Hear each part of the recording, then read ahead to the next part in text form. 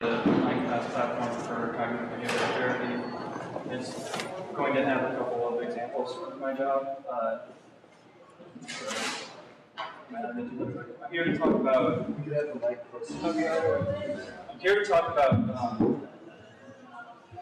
a JavaScript library called Claire, which does property-based testing.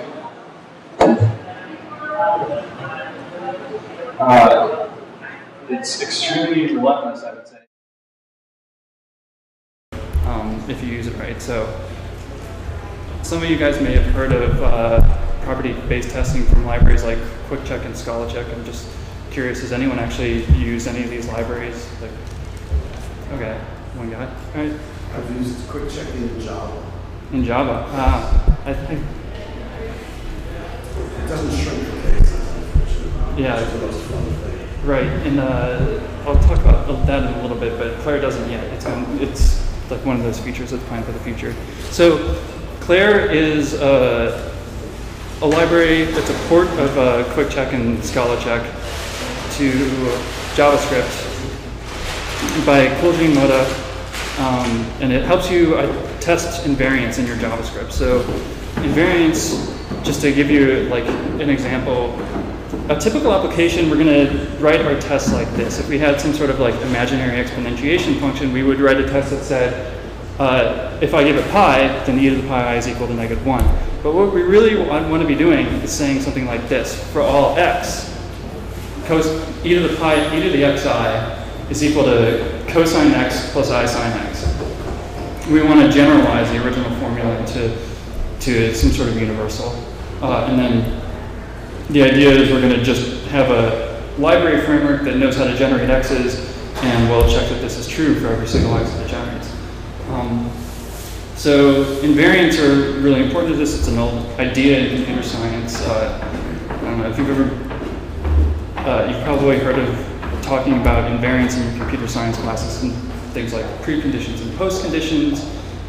Does anyone here model their preconditions or postconditions in their applications? Yeah, it's a good idea that most people don't actually do. Sometimes occasionally we'll model them just by asserting or throwing an error if your preconditions are met. Do you have a question? Can you just give an example of precondition and postcondition just to like? So a precondition will be something like the input can't be null. And a lot of people, for some function or method, you just assume that like one of the parameters is not null or something. And then sometimes you model this by just crashing your application or asserting it and then catching the error and do something else with it. But a lot of people just don't model these. And postconditions are going to be what should be true at the exit of a method or function. So an example of a sorting method, the postcondition is that the array should be sorted. Loop invariants are another example of an invariant. You often you write a loop usually with the explicit intent of having something that's true after every single step through the loop, so that it ends up being true of each subpart, so that it ends up being true of a whole data structure that you're looping through, for instance. And I bring this up because these invariants are usually going to be expressed in a functional language. It usually doesn't help to mutate your state in your precondition before you run your code, and it's not a very good idea. Or postconditions are much easier to state if you don't have to make a snapshot of the state of your program before you enter the method. So these are things that are often most naturally talked about and modeled directly in functional programming. So the strategy here with property-based testing is we're going to start by defining some generators. These are going to be things that can create arbitrary data that our application that look like the data that our application actually uses. Try to identify some invariants within our application, convert those invariants into a Claire property, then test that property on lots and lots of this generated data, do some magic, and then we'll have no more bugs. We probably know what step 5 is going to look like. You'll find a bug and try to isolate it and fix it, hopefully. But I'll have more to say on that later when I talk about some future features in Claire. So the important pieces of this are generators, properties, and tests, and this slide is going to exemplify, give some examples of all of these. So first, we just set up a Claire,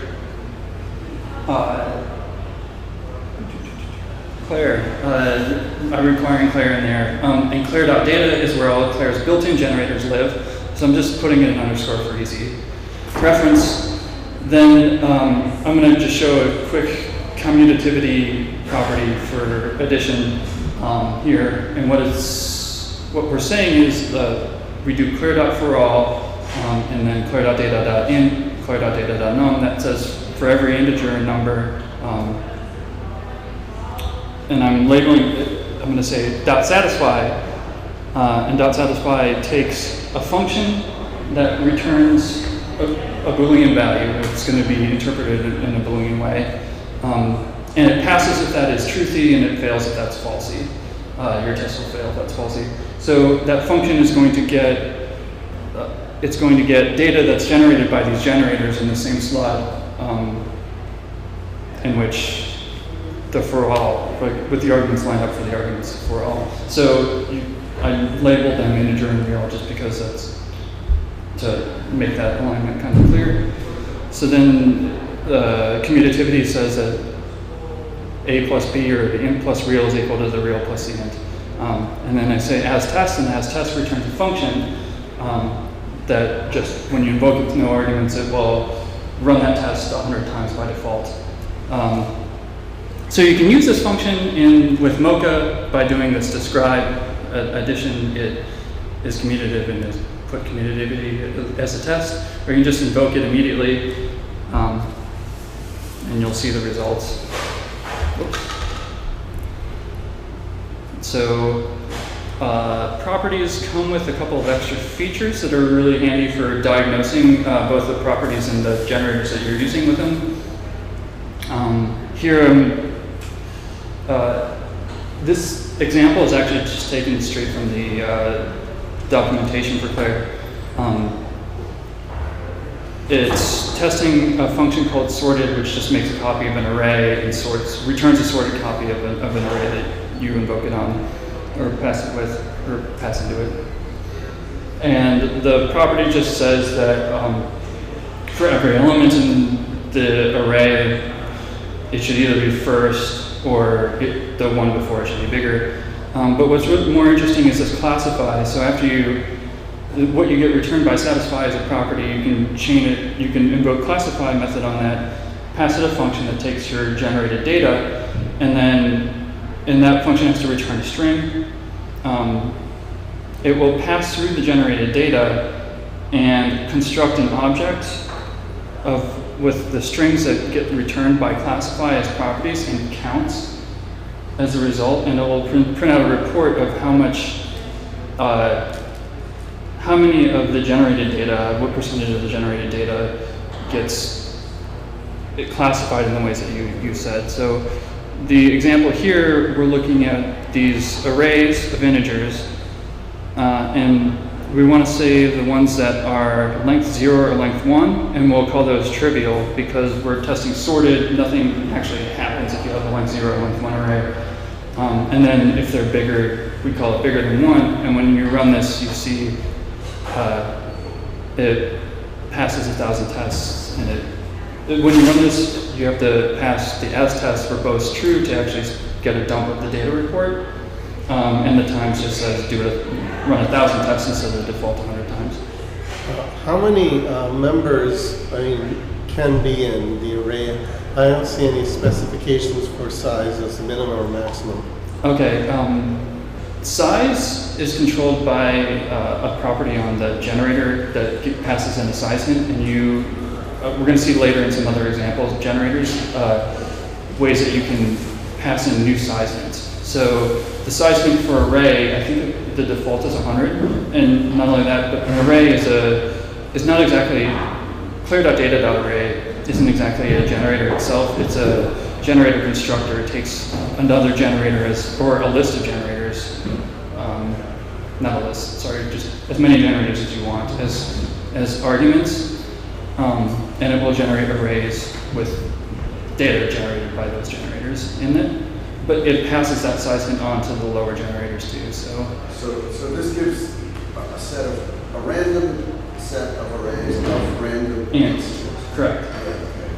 And they will have different ones. That's correct. A property of each array. And that's what we're seeing here with this classify. According to this run, according to what Quildreen put up there on his documentation, this run gave 98% were bigger than 1, and 2% were trivial. They were either size 1 or size 0. Which that makes sense if it's the default size I said is 100, and if it's uniformly distributed, so you're getting 0 1% of the time and 100% of the time for the sizes. So I want to show you a simple example from an actual application. This is a function. The function that we want to test is to-moment after, and the point here is kind of described by these tests. So I want to pass it a time, and a time has an hour. It's just a bare object with an hours and a minutes. And I want to convert that into a date time, because we have lots of cases where we take in time, like times from the user, time of days from the user, and we convert it to we want to convert it to a date time, or to a moment using the moment library. But I also want to be able to say that time has to be the closest time that's after some reference time that's consistent with the hours and minutes that you just gave me. So we have two properties here. It has to have the right hours and minutes, and it has to be after the moment provided. So I'm demonstrating two things. I'm demonstrating after the moment provided is just a simple property like we've been looking at. It's a Boolean thing. But you can also use asserts in Claire, and oftentimes you'll want to, because the asserts, when the property fails, are going to give you a little bit more information about, for the same reason why you would use like assert equal instead of just a bare assert on a property. So if a test throws an uncaught error, then Claire is also just going to catch that and fail it with a helpful diagnostic too. But then you have to return true at the end, or else your property will return false and it will fail for that. So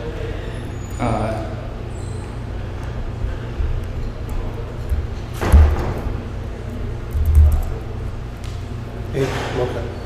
Huh? Thanks.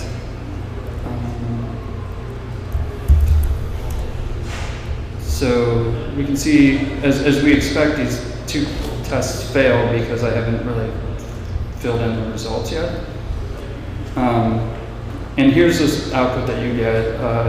In the first one, remember I'm asserting something, so it's through 19, expected 19 to equal to 24, and it tells me that the input, or equal to 4, in the input we got hours of 4, but the time was 15. Because of the UTC offset? Yeah, it's the UTC offset. So, but in the second one, we only get a reason return false, so we don't see it like, other than, this just sort of shows you, we do get a diagnostic of the arguments that were passed, but we don't see which of the particular pieces of this complex predicate failed, or what the moment that we got out of the to-moment after happened to be. So there's just a quick little aside on the advantages of using assert. So like I say here, I want to take a second to look at how I generated times and moments. So I say for all time, before I go and fix this, I say for all times and for all moments. Here's the moment generator. I just take Claire.transform. It comes with Claire comes with a function transform that transforms a moment to another moment. It takes a function, in this case I'm using moment.unix and another generator. I wrote my own generator called positive that just generates an int between 0 and n-1 for when you pass it in.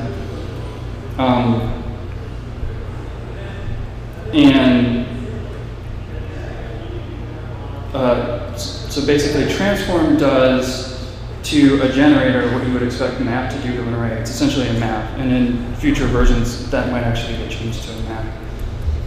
Then, to generate times, I want to generate two generators that give positive ints one between 0 and 24 for the hours, and one between 0 and 60 for the minutes, or 0 and 23 and 0 and 59, actually. And then but I want to zip those together in like normal functional zip. So to do that, Claire provides sequence, which might actually get renamed to zip. And then I want to map over it, so it would be nice to have a zip with here, but instead we just use the simple map over a zip to get your zip with. So I'm going to declare transform this HM array that just has 1 hour and 1 minute, and I'm going to turn it into a simple JavaScript object. Does that. So we saw here, we run it, it fails. Just show you, we can make it quickly pass by saying hours should be time.hours, and minutes should be time.minutes, and that will get the first property to pass. The second property still fails because we're still not necessarily within that 1 day time period. So to do that, we just want to say pass the reference moment. This will create a copy of that moment. And then if the result is before the reference,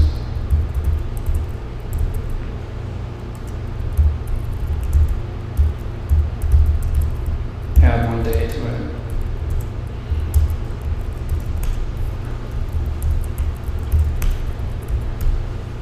And no, it does pass. So that's enough for that example. I have a more complex example from this that I just want to kind of dwell on the generators, because it shows the point is that you can moments or Claire's built-in generators and its generator transformers and such provide a really nice DSL for building your own transformers with not too much. We're building your own generators without a lot of work. So what I have in this example is a deep copy of some backbone models. I want to, it's fine with alias.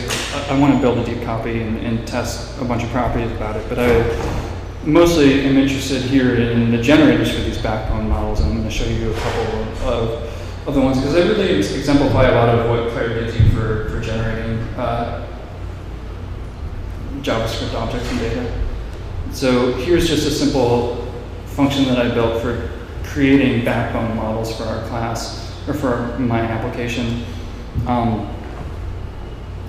And what it does is it takes a class name, a model class name, and some attr-gens. That's an object whose properties are generators, and what it's going to do is it's going to return a generator of objects whose properties are taken from the individual generators.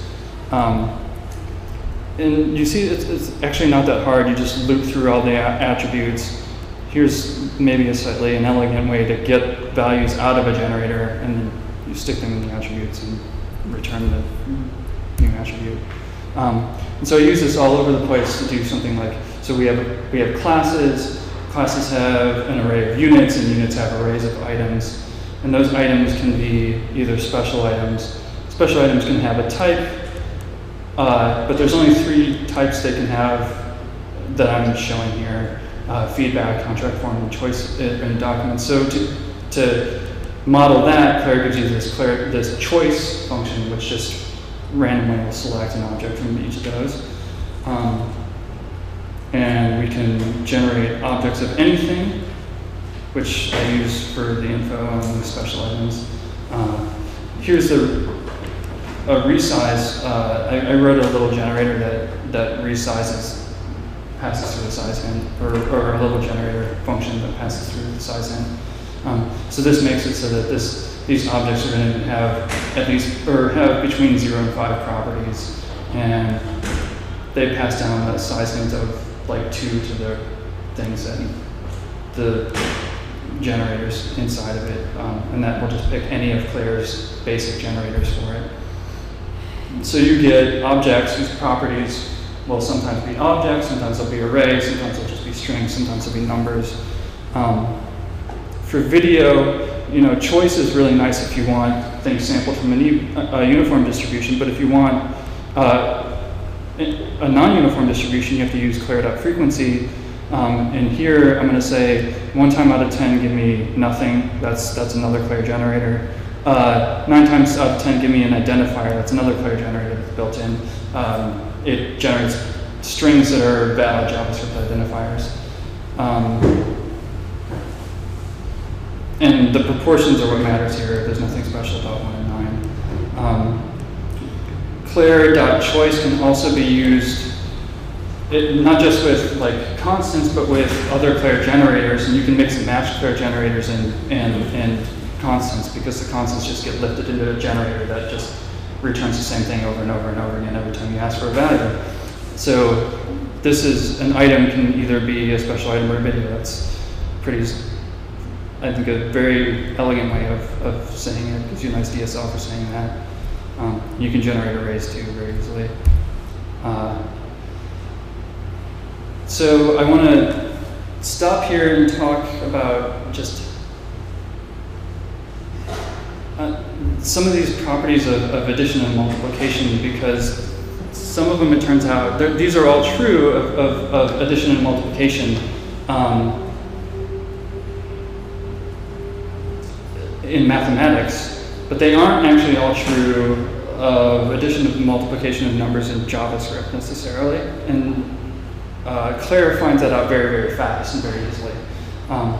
So associativity just means that you can, with both addition and multiplication, you can, bracketing doesn't matter. Commutativity, we already saw that, it means order doesn't matter for addition and multiplication. Identity just means you can add to 0 or multiply by 1. Enclosure just means if you have integers and you get an integer. That's not as interesting a test for numbers with JavaScript, but I run it anyway. So does anybody have, I'm testing this on three different generators, the built-in ones that come with Claire for int and num, and those generate, int generates a random integer between negative 100 and 99. Num generates a random number between negative 100 and positive 100, not including positive 100. And the big int is something that I wrote myself to generate something between negative max value, negative number.max value, positive number.max value. And I'm just curious, does anyone have, I'm checking this with both addition and multiplication, and I'm just wondering if anyone has any guesses as to which ones fail. Yeah? Closure? Closure? No, closure doesn't fail. 2 of them fail. There's actually 2 failures. Only 2 of them. Associativity? Both of them are associativity. Do you know which types? Well, if you basically add like a small number to a big number and then the big number first, you could end up with like max int and then non, depending on where you put the brackets. You could get overflow, right? So that's what you're trying to say, right? Yeah. So yeah, if you have a big positive, a big negative, and then a big positive, then the order in which you add those up, like you add to the positive and the negative, and don't see an overflow, and then add the other positive, and you can not see the overflow, so you'll have a finite number. But if you add the 2 positives first and then add the negative, the 2 positives might become infinity, and then the negative will become infinity, right? So that's where it's just, it fails for big ints, that's a fail for numbers, for multiplication of numbers. So addition for big ints, it turns out big ints for multiplication is always going to overflow to infinity, so that's going to check pretty easily. Maybe you want to try a different condition. And I'll prove this to you because I wrote all these out. And so we see 2 of 24 tests failed. float has property associativity for multiplication, and for multiplication, does anyone know why? Huh? Is it 41%? Yeah, I'm pretty sure it's just floating point of precision. I don't actually know why it doesn't fail for floating points for addition. I think that's interesting. I would have expected it to. Probably weird cases. You might just generate. Well, I mean, I cranked this up to 1,000 cases each. I mean, I've run this over and over again. It's really, and these are, the ints don't fail for ints between, or the nums don't fail for nums between 0 or negative 100 and 100, so that might have something to do with it, but yes, so then you'll see that anytime I run this, you have this sort of thing where two of them have the same sign, one of them has a different sign for the big ones, and it's an overflow. Okay. Yeah, but the point here is that Claire makes it very, very easy to find boundary conditions and corner cases. So I just want to take a quick look inside of Claire, because its source code is really, I think, quite elegant. It's written in a programming language. It's written in LiveScript, which is a compiled JavaScript fork of CoffeeScript. I don't think which is why you see like as generator, the dash here gets removed in the compiled JavaScript, and this gets capitalized, so it gets turned into as capital G generator. But it lets you write in this. I think that's taken from Lisp. And it lets you, a lot of the rest of this is just exactly what we would expect from CoffeeScript. So, but it also lets you do some very easy currying of functions, which uses WooJS or uses a curry function that's similar to WooJS's autocurrying, which basically means it lets you, for the curried functions, it lets you pass all the arguments in at once, or fewer than as many arguments, and you will get a function that takes the rest of the arguments just automatically, which is something I miss when I don't have it. So here's it's just, I want to point this out because it's very beautiful functional style programming. Just a lot of very small functions. You see this sort of design throughout the source code. Here you have null is just as generator, null just lifts, null and define just lift these values into generators. Boolean just chooses between true and false. Numbers generate random numbers, as you would expect. You see he's using his own transform function to map bytes, this character function from car code over bytes. And strings are just done by using this repeat function that I haven't really used or showed you. It just takes a generator and it creates an array of that generator of objects that are pulled from that generator. And then you're mapping join over it, so you're turning those characters into a string. There's a lot of other string generators that are like alphanumeric strings and alphabetic strings and lots of character generators, and they all have very similar, very simple implementations. I recommend going in and looking at it if you're interested in this sort of thing. I like the container type generators are just a list. It's just repeats. So it takes some generators that it's going to choose from. And it's just going to choose from any of the generators that you give it and repeat that. That's the list. It's very nice. Transform to object over arrays of, over a sequence of ID and generator pairs. Very simple. So just for the functional programming keys here, Claire's generators are monads. So as I already mentioned, Claire.transform maps is an fmap for them. And they have a .then method that is a monadic bind. So you can start doing your monadic programming if you already do that. You can use your generators with that. In the future, I think the most interesting thing that's going to be coming out that I hope happens soon is shrinking of counterexamples. So what you see right now when you see these failed tests is kind of a lot of noise. it's just found a random thing that happened to fail the test. And I don't know if there's anything special about any of these values, but the idea behind shrinking is that we want to, when we find a counterexample, it's going to try shrinking that counterexample to a less complex counterexample. So the generator has to know how to shrink itself, and then test that and keep shrinking it as long as it still fails the test, and then it'll give you back, by the end of this process, it hopefully will give you back a minimal counterexample. So then that's often the first step in debugging. And so hopefully fairly soon this library will be doing that for you. Some other versions of QuickCheck already do that. Erlang one definitely does that. Does it Haskell one do too? Okay, cool, great.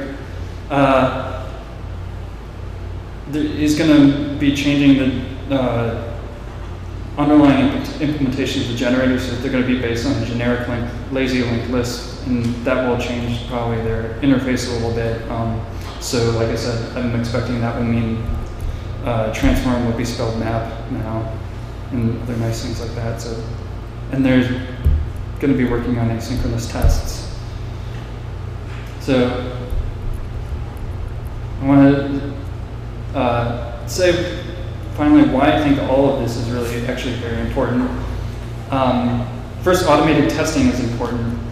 I think everyone agrees here, like XUnit was a big step forward in automated testing, but it really only automates one part of testing, and that's running your tests. That's very helpful. It's a lot better than running all your tests manually. But we want to automate, we can do better.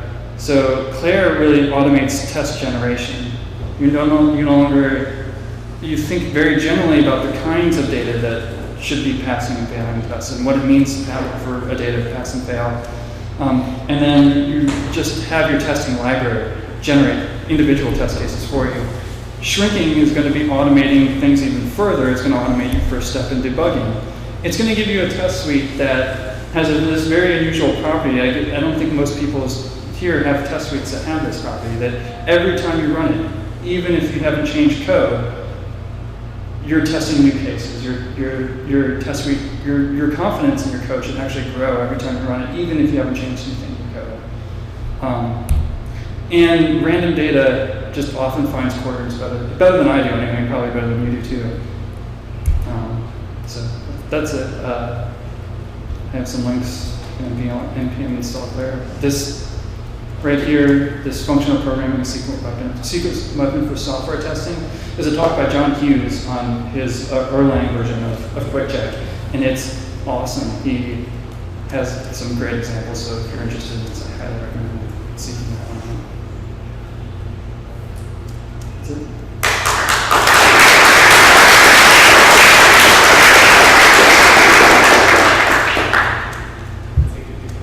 Do you have any questions? You just want to know. Do you have your source for how to make your generators? Yeah, I do actually. All the sort. I think most of the code here is actually in a GitHub repo that has this, so I can post a link to the repo on Meetup. Are there any tips about how many tests to run, like how many test cases to generate so that your test passes in a good sense that you didn't just randomly not hit the failing test case? Right. Can you repeat the question? Okay, so he's asking if there's any general guidelines I would have for how. So, wait, as test takes a times parameter that says how many times you want to test that property, right? So your basic question could say, well, what do you set that times parameter as? What's a sort of pragmatic approach to figuring out how many times you want to test every time on your test suite? And it really depends on the tests. So some of my deep copy tests can take a really long time because some of those generators, so I only showed you very simple generators, but the class generator looks a lot like those other generators that I showed you, but it has 10 properties instead of like 2 or 3. And each one of those sub-generators has the units has many more properties than I showed you. Like all the items have more properties too. So those can take some real time, and they get kind of slow. The simpler ones, like the item copy tests, I can run many more times without having to slow down the test suite.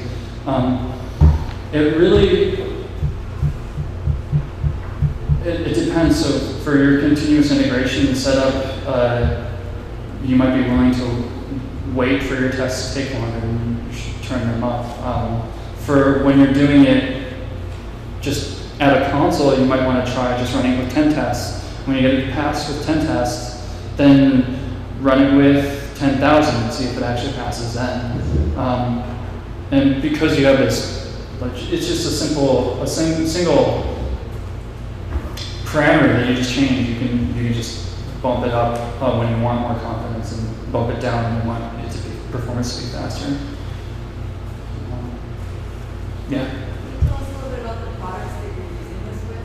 I'm sorry? Can you tell us a little bit about the products that you're testing with this? Well, I just started using this, and the product I'm working on it's dobetter.com. It's a online class platform for cognitive behavioral therapy classes. Our first class is for insomnia, so the moment stuff, the 2 moment tests come from, like, we take in time of day, like when you fell asleep, when you got out of bed, when you woke up, and we have some logic where, time A has to be before time B, and it has to fit within the constraints of it's the hour and minutes that they told us it was. So that's where those tests come from. And then we have cases where we want to make copies of class, so that's where some of those other generators come from. But this screen. Yeah. So that's a product. But I'm still I've only been using it for like the last couple of weeks, so I don't have a ton of tests for this application yet. And it's a relatively new library too, so it's also pretty slim at the moment. It's got some features that need to be worked on too. One of the cases I came across in developing a recent system was I wanted to find the quickest way to find the closest point on, say, a geodesic dome to a point 3 space, and I wanted to test different algorithms. So could Claire be adopted to run different functions and not find which ones pass and fail, but which ones arrive at their solution faster? For like the quickest sorting algorithm or quickest search algorithm. I understand you're looking to benchmark stuff. Yes. It certainly isn't built for that, but it does just, there's no reason that I don't think you couldn't use it for that. You just would you would have individual test cases. You're going to run them all the same number of times. You can even generate, oh no, that wouldn't work very well. It would be nice to be able to use the same data for them, but it's not really set up for that. Could you create a function which says, generate n number of pseudo-random elements and create that as a pipe? Say that just. Well, he's working on, like I said, he's working on a lazy linked list library too, that he's going to make generators for. So I would say that's probably a better. You could create a lazy linked list using this library, or create a generator and just use the generator itself, and then start. Use it just as a bare linked list essentially. Once that changes. Right now you can use it as an iterator. You can just kick it every time you want a new value. But you could use a library easily to define iterators like that too. If that's all you want.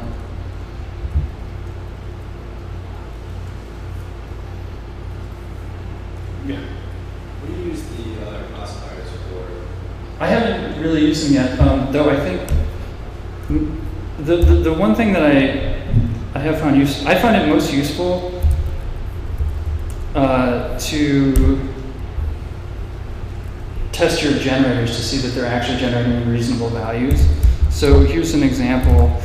I put my generators in this library called gens, or in this library.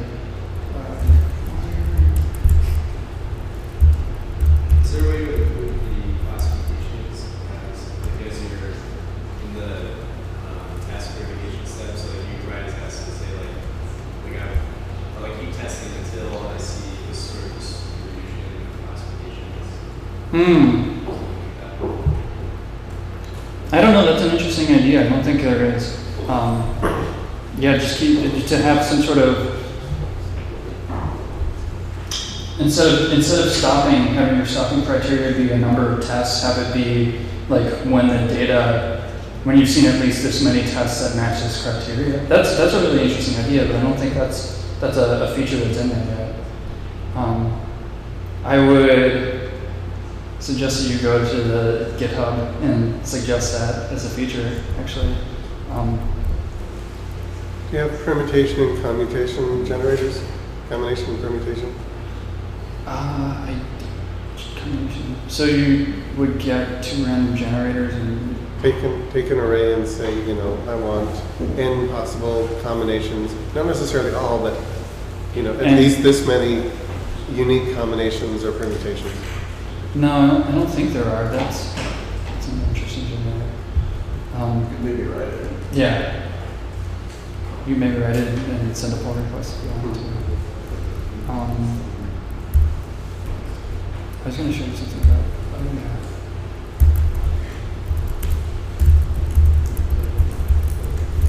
So here's one thing that I use.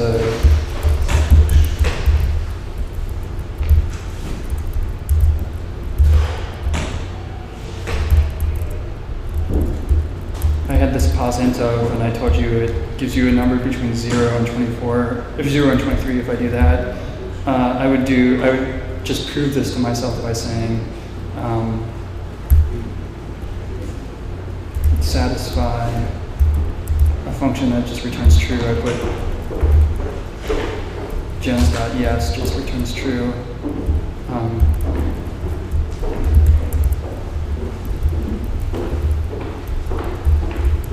It is just the ID function. And then we say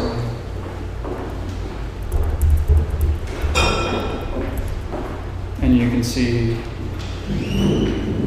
0 to 23. I don't see a 24 in there. So that's mostly what I use classification for. It's just a sanity checks for my generators to make sure that they're giving me the data that I expect. Anyways, is there any other questions? Okay.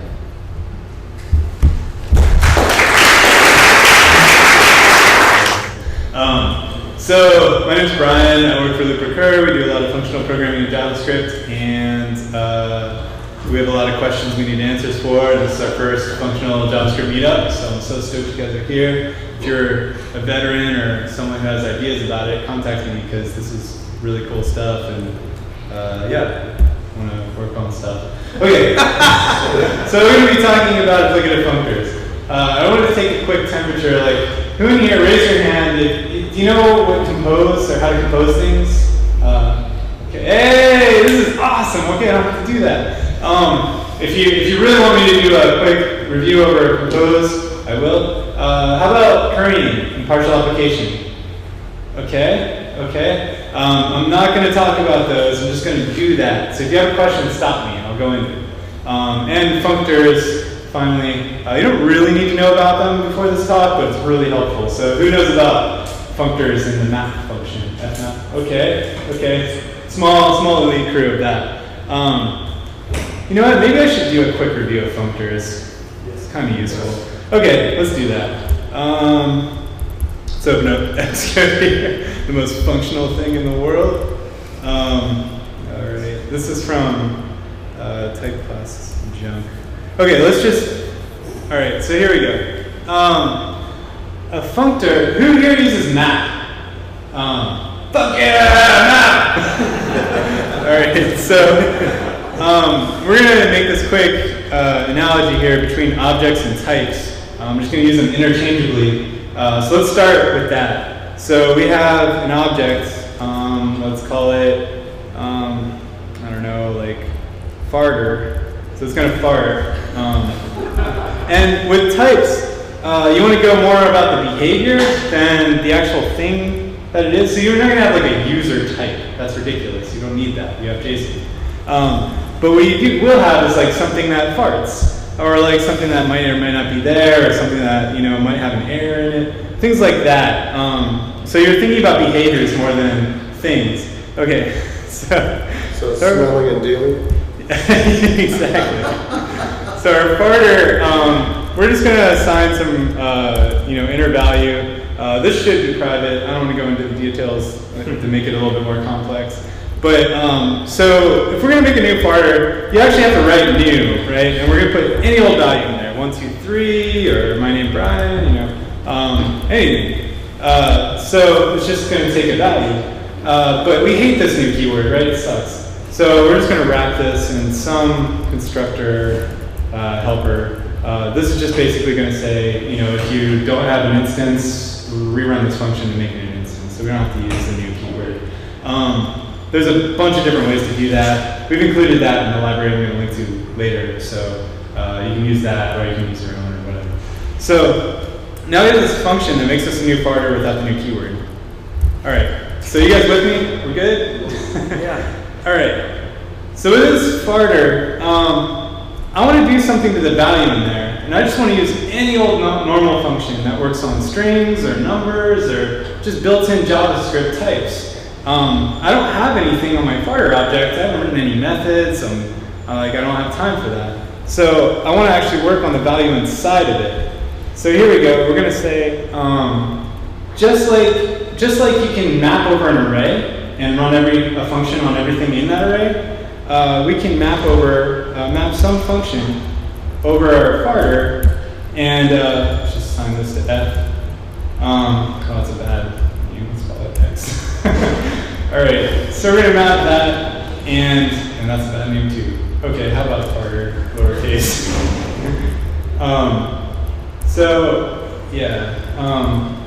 Now we have our x in there, and that's basically going to be 1, 2, 3 in this case.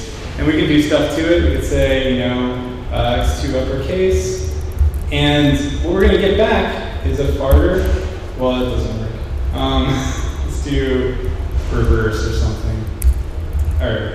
So, and then we'll get 3, 2, 1, right? So that's, if reverse is actually a function that works on strings. So you guys get that? It's going to map this function over the innards of our object. That's what mapping is. Besides just lists, we can map over anything that acts as a container. And we're typically just going to have one value in here. You can have more, but the 9 times out of 10 you're going to have one value. So this is what mapping is.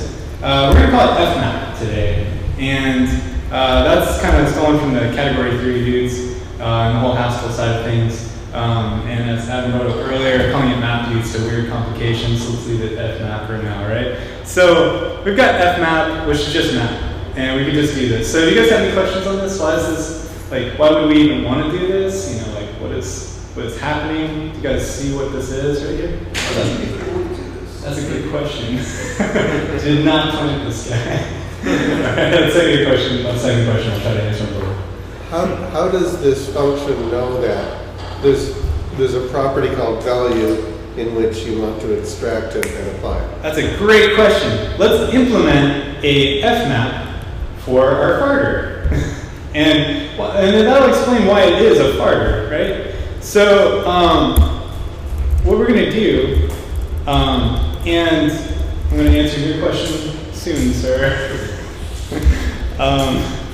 So this fmap is the public fmap, and it's going to just say look at whatever object you get and delegate to that object, right? It's just going to, instead of calling farter.fmap, we're going to say whatever it gets in here, the internal fmap is just going to call on that. So fmap takes a function, and we have our value, right? We have this.val, we've got our function, and we got a couple laws we have to satisfy. One of them is actually that it has to be back in a farter again. The result has to be in there. Because we can't just lose the context of it being in a farter. It has to run over the innards of it and return us a new farter, right? So we're gonna actually just run this function on the value, right? And there we go. We've implemented a way to run a function on the insides of our object and return a new one with the result in it. Ta-da! Oh wait, but we forgot the fart. So let's do that. Or how about like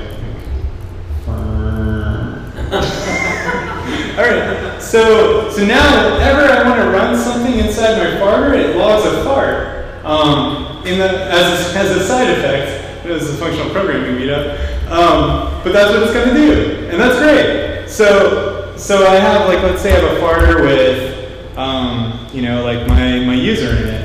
It has ID1 and name of Joe, and there's farter Joe, and that there. If we want to do something to that user, we can't. I mean, because like we have this function that says, you know, take the user, and let's say like last name, right? And it's gonna, you know, I guess that's the first one. Let's do 2 upper again. I love that function. All right, so we have 2 uppercase, and we just want to run this on our user's name, but we can't because it's inside the farter and it's stuck in there. So what we have to do is actually map over it. Where we get our user in there, and then we can call user.name, you know, 2 uppercase, and that takes farter Joe.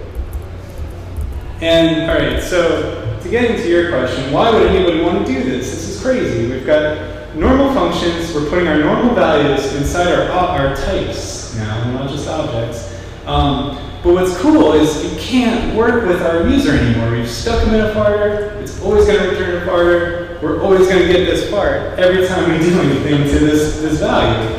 And we're stuck there. And that's really cool when you have these side effects. It's you've attached it, you've kind of put it inside this bubble, and now you have this like context associated with this value that makes your functions, namely 2 uppercase, or this anonymous function, actually fart without actually having to change that. So let's say we have a, let's make it a little bit more real with a maybe. If we have a maybe, it might or might not be there. So we have a maybe null. If I fmap, let's say, whatever, reverse over that, it's not going to run because maybe has defined fmap in such a way that it will not run the function if it has a null. But if I have something there, it's just going to return me a new maybe with my backwards name. So that's really cool. So now I've got this type safety. I can't actually work with the value. It's inside the type. If I need to do anything to it, I fmap over it. I get that type back with the value transformed. You define fmap on the prototype, but you also have an fmap that seems to global. That is right. If you check out our lovely type class library, we have basically a require type classes, or a require functor, and that will, let's say, give you fmap from the library. And we expose it globally right now because we're bad citizens. Try to fix that soon. So that'll just delegate to the internal prototype version. Okay, it expects a function and an object. Exactly. It's going to say, fmap says, give me a function, give me the object, and then just call that fmap on the object with the function. So, so now we have something that farts, now we have something that may or may not be there, and it's the same thing. It's fmap for both. It's an interface. So that's what kind of a type class is. It's an interface with some laws you got to follow. And you can prove those laws using Claire, which is really cool. So, not in the way you guys think callbacks. Anyway, shout that. All right, let's get into the real talk. So that's what a functor is. That's what fmap is. A functor is anything that defines fmaps. All right, anything that farts. All right, so let's talk about applicative functors, and I hope I don't lose everybody because this gets pretty intense. We're going to start with some theory for like 10 minutes, right? And then we're going to go into just practical everyday examples of where you might use this. And you don't really need to know the mechanics or whatever, but it's really helpful to know a little bit of theory up front so you know what you're working with. Okay, so let's do this. So what is an applicative functor?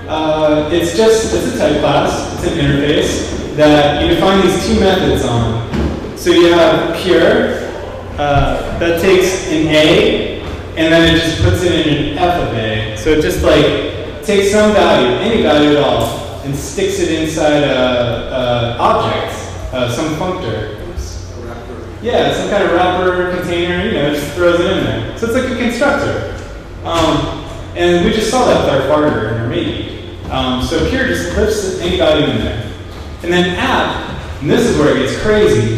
If you take off that first f, and I don't have a mouse or a laser pointer. Does anybody have a laser pointer? Who just carries a laser pointer? So if you take out the f, it's the same signature as map. It's the same thing. All it's doing is the function starts in a functor, f. So that first f is saying, I have a function inside a context, inside a farter or a maybe or whatever, and then we have a value inside context, and it's going to return us that transformed value. So it's going to run that function on the value. So this is kind of cool. We have this bottom function that looks like map, except the function's in a functor. And then we have this way to put anything in a functor. Probably a function. We can put that in a functor. And then we can use those together to make fmap. So if we throw f, which we call pure on f, we call app. This is partial application here. I shouldn't have done it that way, but those are equal. So these are the two laws that I'm going to go into. There's like one more that's not accidentally achieved by abiding by the fmap laws. But you can actually test these with Claire, which is kick ass. And Adam's written a blog post on how to do that with monoliths. So if you guys want to get crazy, let's get crazy. So app pure f is equal to fmap f. We just saw fmap, right? Everybody kind of gets that you just want to run it on the innards of some kind of object. If you don't, raise your hand, I'll answer it. Okay. App pure ID, that's just checking that you're not doing any funny business in there. It really comes back out as the same thing, because ID is just going to be the stub function that just returns the object back to you, or the value back to you. So x in this case is probably going to be a functor of some sort. Okay, one more thing, well, two more little things in theory, and then we're going to move on. So we're closed under composition. I should note that whenever I say f and g, I'm talking about functions, and when I say x and y, I'm talking about values, like strings or whatever that goes into the functions. So if we apply f and g, or f to g, we're going to get an h because they're both functions, and we're going to get a function back. If we apply an array to an array, we're going to get an array back. And notice that we've got an array of functions, an array of values. And same thing with our maybe. We're going to have a maybe with a function in it, a maybe and a value in it, and we're going to combine them, apply one to the other. So it's really saying, inside this maybe context, apply this function to this value, or inside this array context, apply this function to this value. The bottom one gets pretty crazy. I know promises are controversial right now. If you have a promise of a maybe, of an array of f's, you're going to stay within that context. And that's really useful, and that's really good to know. So remember that. You're always going to be keeping your structure, and you're always going to be working with the same type when you're applying one thing to another. So looking a little bit closer, it makes it really composable. So we have, these are just constructor functions, right? So we're just going to compose array these promises together to make my new type. And we're going to get several of things that aren't there yet, that might be there or not. And when I apply that to another one, I'm just going to get my new type back in the same way. So one more thing I want to look at here is we're going to use this pure function, and that keeps us type generic, right? So I'm usually not going to have my new type right there. It's a value being passed in. So we use pure to keep it without having to reference, the types explicitly when we're defining functions. And you just partially apply that, which is just fmap in this case. It all comes full circle, you guys. All right, last thing, I promise, and then we'll get into some useful stuff. I'm gonna do this the whole talk, probably. All right, lift A, that is the signature for map, and in fact, it is map. It's just another name for fmap or map or fm, whatever, what have you. Lift A2 is different. It takes a function with 2 arguments, and it's going to take 2 arguments to return you, your f of c.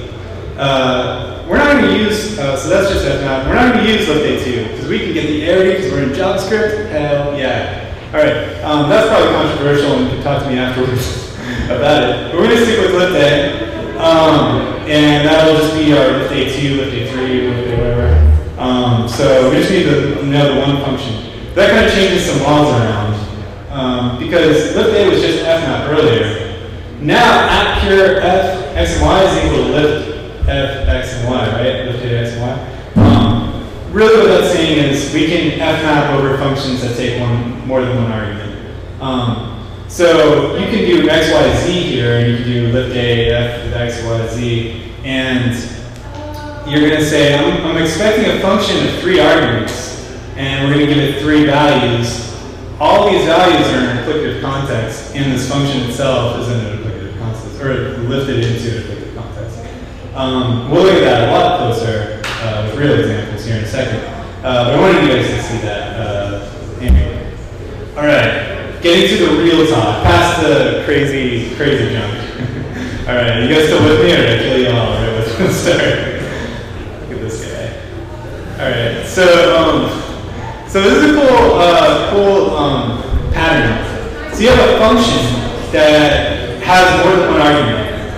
In this case, it's got f and it's got g and h. But if it took like 20 arguments, it would just be h or g, h, j, i.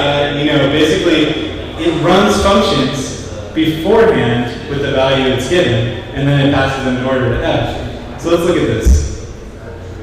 So here's some real code for the first time ever. We have a mean that's going to divide the sum and length of x's. And if you look at that, just squint a little bit, that's just f of g of x and h of x. Because we're going to divide the sum and the length, right? Div or divide is f. Sum is g, length is h. Can you guys see that? Okay, you can. It's a lot better on your screen than mine. So anyway, we could just lift A. And that's going to take our array, pass it to sum, pass it to length, and then pass the results of those two as 2 different arguments to divide. So that's pretty kick-ass, right? It's a cool little combinator. Let's look at another example. Here is palindrome. It tells us, these were from 99 Haskell problems. Anybody else done that? Brian, I know, I'm looking at you. So, is equal is reversed, the reverse is the same as itself, right? And if you squint a little bit, that can be f of g of x, h of x, if you use the identity function to make a normal value a function. So, I wanted to show you that, because that comes up a lot. I'm like, I want to be 0.3 identity! And then I use identity in weird places. So, that's a way you can do that. Does anybody have any questions on that? Because that's weird. All right. But it's useful. You'll see it later when I do it. Okay, so we have this user controller.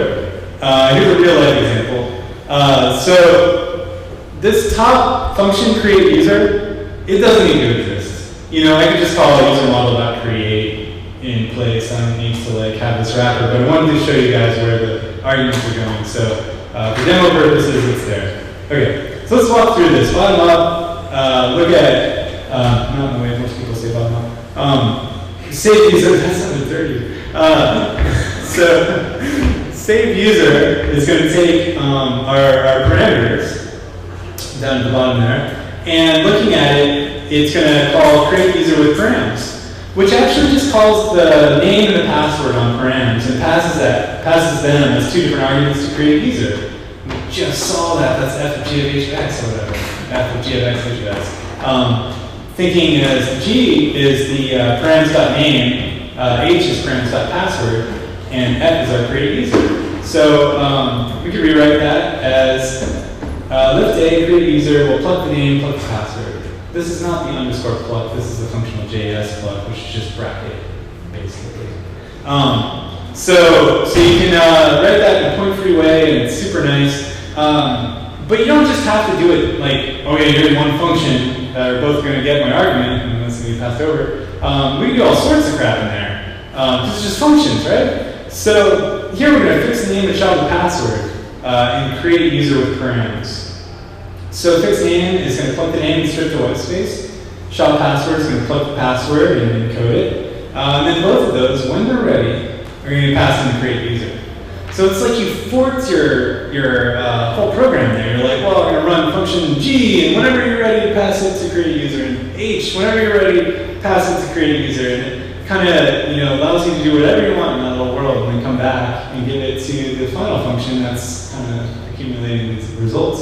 It's like almost like a semaphore or something. And you can do this in parallel. I haven't done it yet, but we can figure out how to do that in parallel. The syntax certainly lends itself to that, and the semantics are there. I think the Scala folks are doing that. So yeah, that's really cool. Does anybody have questions on the real life example? Because I use this all the time. What's up?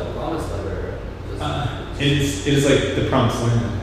No, yeah, no, exactly. It's like that kind of works like that, but these are just functions. They're not actually promises. So it's like go run these functions and then combine them later. We'll see promises soon though. But yeah, and in conjunction with this, it's going to get wild. So even running the functions is later. I mean, when you finally pass a real argument, that's when it all happens. That's right. But if you look at create user with params, fixed name and shot password are both getting called with X, and then create user gets called when those two are done. So it's kind of saying like, go do all this junk, go do all that junk, pass it all in. It's a concept. Yeah. It's the way I think about it. Or it's just a kerning combinator at the very least. But all right, cool.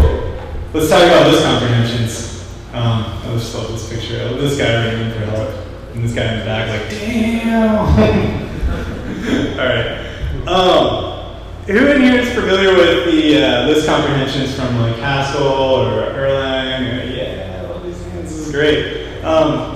So this is the best meetup, you guys. So just to run through it, this syntax is everything on the left side of the bar. On this first line here is going to happen to each X. So X becomes each element of the list, and then it's going to do something with that X on the left. You get a new list back. So we're going to get 2, 3, 4. I'm saying lists, it's arrays, whatever. So lift A, we've already discussed this. This is just map or fmap. And it's just going to do something for every X in the array, right? We can partially apply add with one and make it a little bit nicer looking than the big function syntax there. But what happens when you have 2 arrays? Well, that means a loop within a loop. So in the top example there, you're going to, by the way, the top one is not JavaScript. That's not us. The bottom one, the middle one is good. That's, all right. So, so the X gets added to Y, right? And what's going to happen is it's going to work like an outer loop of X's and an inner loop of Y's. So you'll get 1, 3, 1 plus 3, 1 plus 4, 1 plus 5, and 2 plus 3, 2 plus 2, 4, 2 plus 5. It goes through every permutation as if it was looping within a loop. And both of these X and Y will get passed to add, and we get added together. We can do that with 3 and more. As many as you want. Just loops within loops within loops. And here, we're just going to throw them in an array, like for a tuple. You can actually subclass array to be a tuple to make it crazy. But yeah, it's another way to do that. And I have the array constructor as the third line just to show a concise way to do that. But it's cool. It basically puts loops within loops. So let's look at a real life example. It's not the prettiest, but because we're using jQuery, which is the most functional library ever. So we're going to make a table. Right off the bat, I should point out that lift A is going to take this function render row.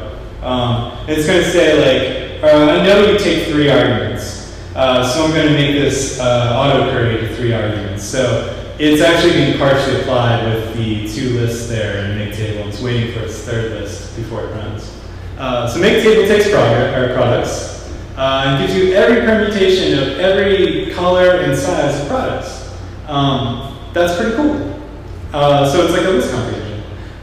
You can do way more stuff than just that loops within loops, but it's a nice, decent example, I guess, that I could think of.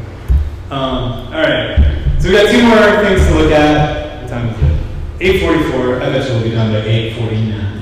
So, no, probably 8:54. But anyway, I wanted to talk about this. You guys are here. I want to know what your thoughts are. So Haskell or Scala or anything else with infix operators, you can define the operator. And here we're just going to kind of overload the comma. So for compose, the comma becomes dot.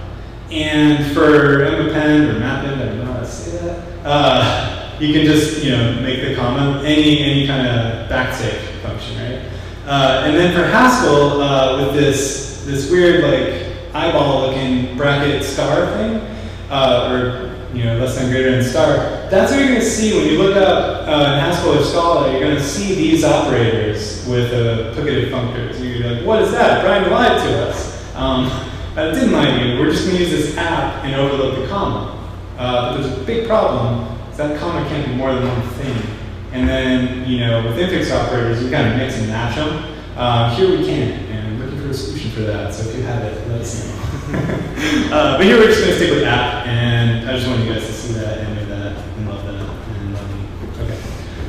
So let's talk about zip lists. So zip lists are this guy. Zip lists are if you have an array instance. Let's look at the top one. We were just kind of looking at that as a list comprehension kind of thing. It takes an array of functions and applies them to an array of values, and it's going to go through every permutation, so you get the f and the x and fy, gx, gy.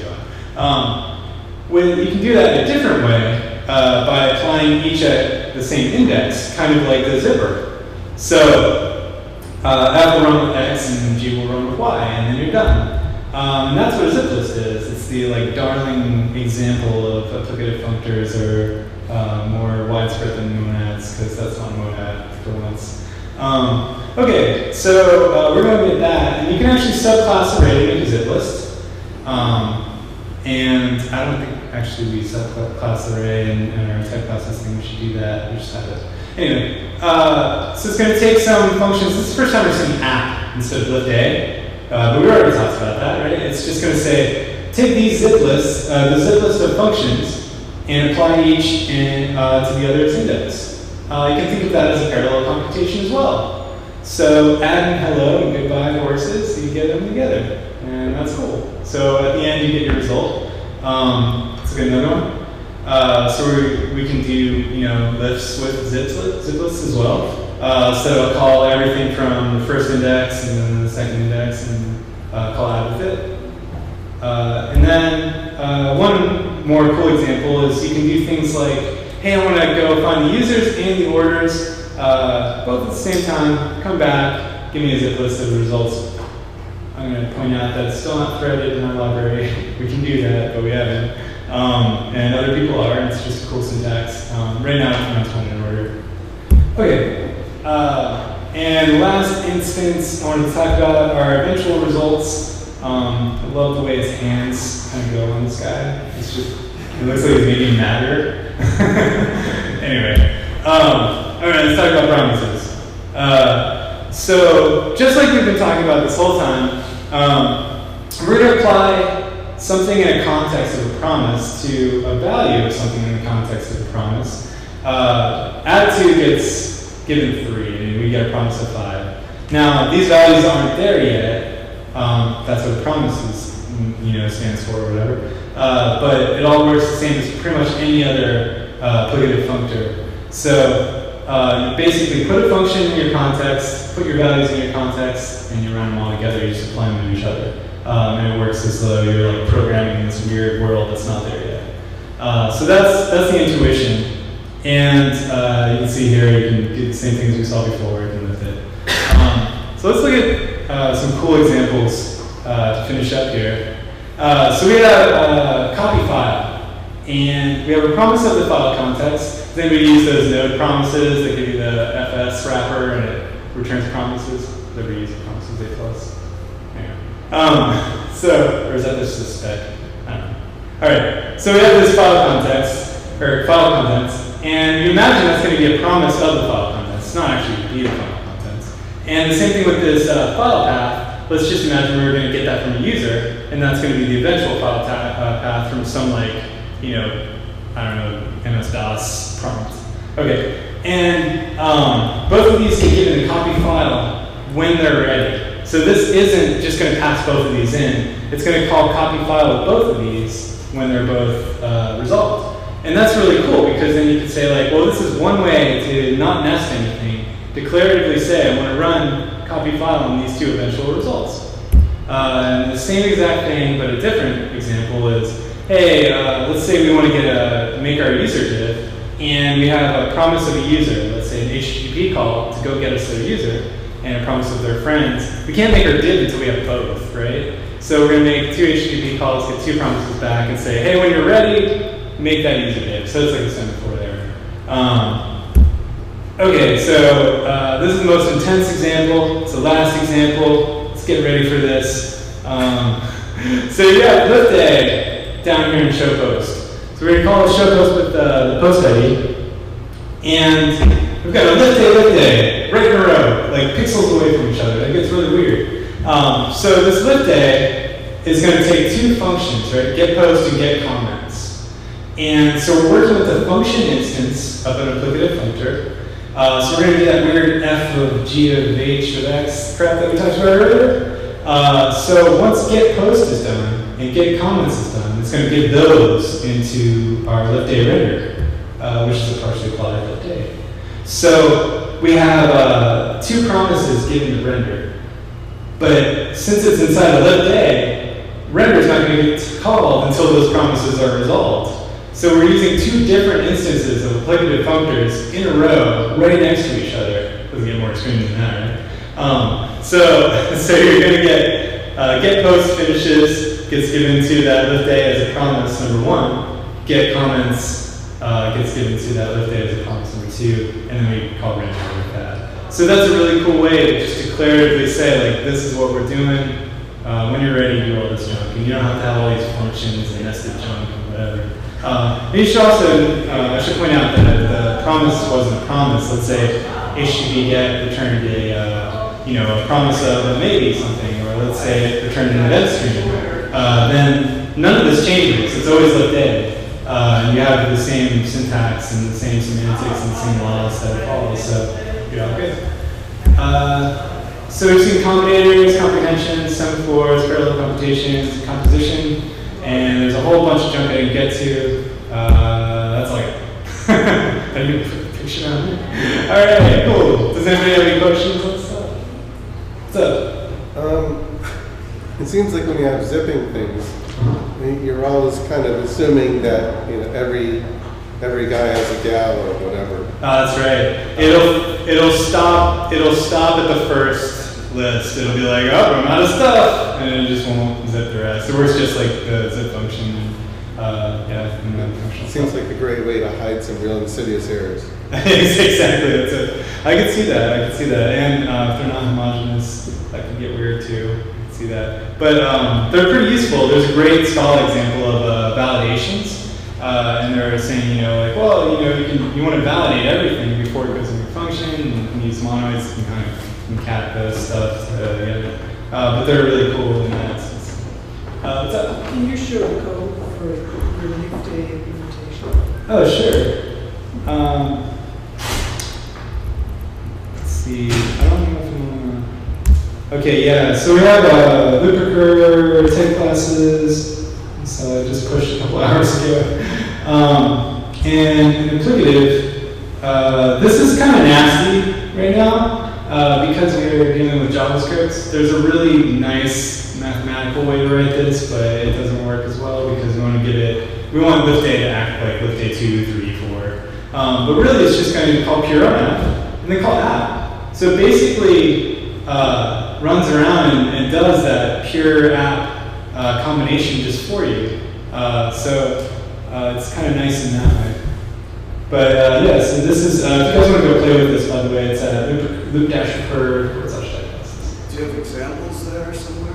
I do. There's an examples folder. Oh. Yeah, so you guys can play with that, or you can look at the talk. It's got observables, firing events, and these maybes being added together. So good stuff. What's up? Can we go back to the slide on the last slide with the actual code? Don't you do this to me, Adam. Don't you do that. All right, no, I'm trying to understand the one I think. Yeah. Why do you need to lift render Okay, check it out. So get post and get comments, because they're returning promises, are going to return immediately and give themselves to render.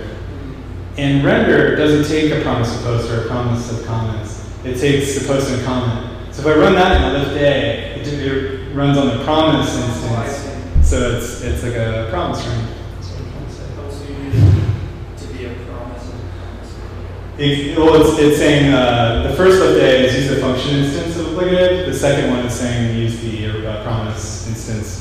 And it figures it out like kind of on the fly. It's like, oh, you want this, use that instance. So they're closed under compilation. So, that sounds like just get on it. All right. Anybody need one of those candies? All right, that's all I got, you guys. So there's that.